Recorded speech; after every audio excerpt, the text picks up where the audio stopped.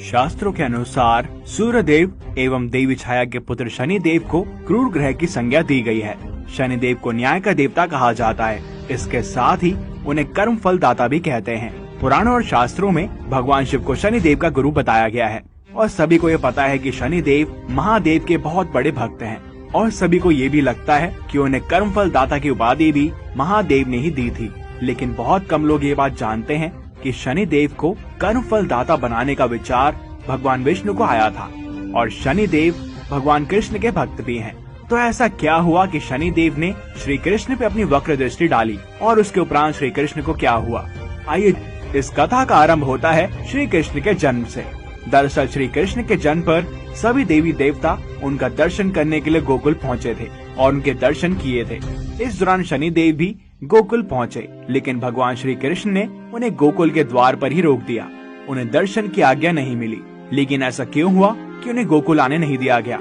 कहा जाता है कि भगवान श्री कृष्ण ने शनिदेव से वक्र दृष्टि होने के कारण उन्हें गोकुल में प्रवेश करने से मना कर दिया था, जिसके बाद शनिदेव दुखी हो गए और मन ही मन सोचने लगे कि उन्होंने कौन सी गलती की है कि उनके आराध्य उनसे नाराज हो गए। इसके बाद शनिदेव नंग गांव के बाहर जंगल में जाकर तपस्या करने लगे। शनिदेव की तपस्या से प्रसन्न होकर भगवान श्री कृष्ण कोयल का रूप धारण कर शनिदेव के पास पहुँचे और उन्हें दर्शन दिए।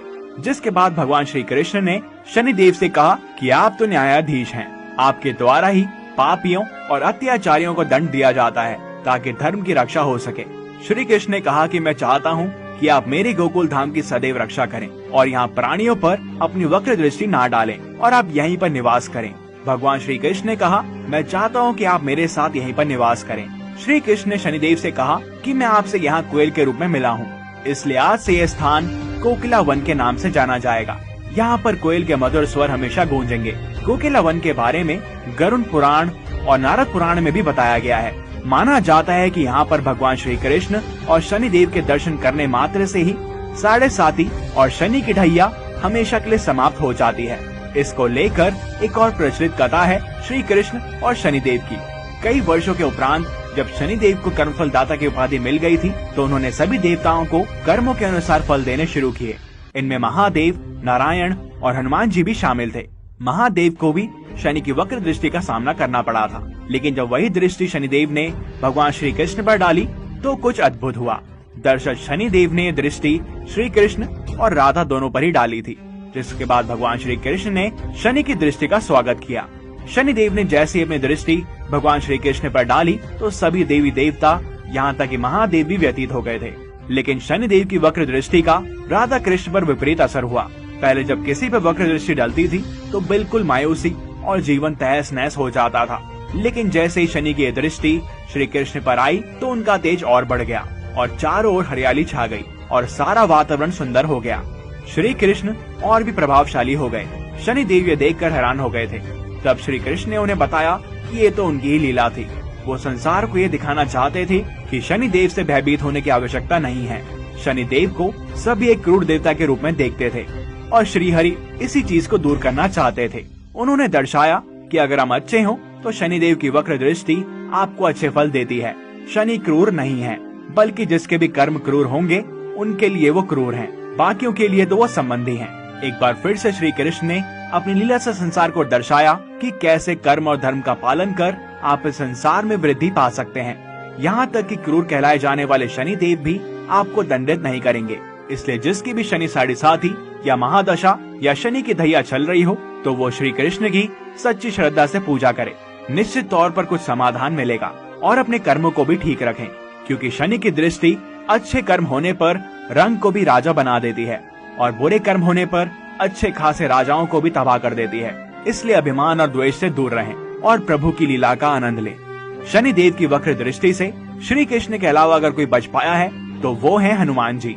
जब शनिदेव की दृष्टि बजरंग बली पर पड़ी तो वो श्री राम की पूजा में लीन थे और जब शनिदेव वहाँ पर आए और उन्होंने कहा कि हनुमान जी, मैं आपके सर पर बैठने वाला हूँ क्योंकि आपकी साढ़े साती आरंभ हो रही है, तो हनुमान जी ने कहा कि मैं आपको कैसे रोक सकता हूँ, और उन्होंने बोला कि आप मेरे सर पर विराजमान हो जाइए। और हनुमान जी ने शनिदेव को सर पर बिठा लिया, एक पर्वत को उठाकर अपने सर पर लाद लिया और इसके नीचे शनिदेव दबने लगे, जिसके उपरांत हनुमान जी ने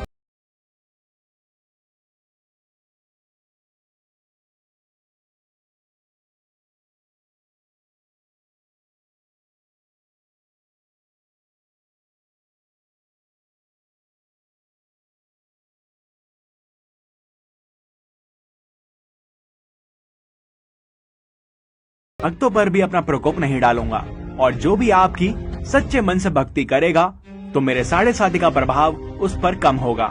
जिसके बाद हनुमान जी ने उनकी प्रार्थना सुनी और अपने सर पे लदे पर्वतों को उतार दिया। ऐसी और भी कथाएं हैं जहाँ पर हनुमान जी ने शनिदेव को बचाया भी है।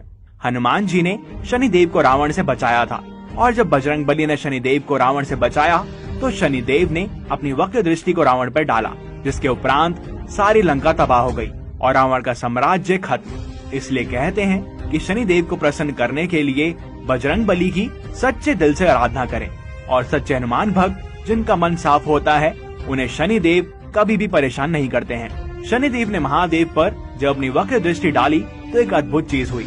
शनि की दृष्टि महादेव पर 1.25 पहर तक ही थी, तो इस वक्र दृष्टि से बचने के लिए महादेव ने कुछ अनोखा कार्य किया। जब महादेव को पता चला कि शनिदेव उन पर वक्र दृष्टि डालेंगे तो उन्होंने सोचा कि उन्हें कुछ ऐसा कार्य करना होगा कि शनि उन्हें देख ना पाए। तब भगवान धरती पर प्रकट हुए तथा उन्होंने अपना भेष बदलकर हाथी का रूप धारण कर लिया।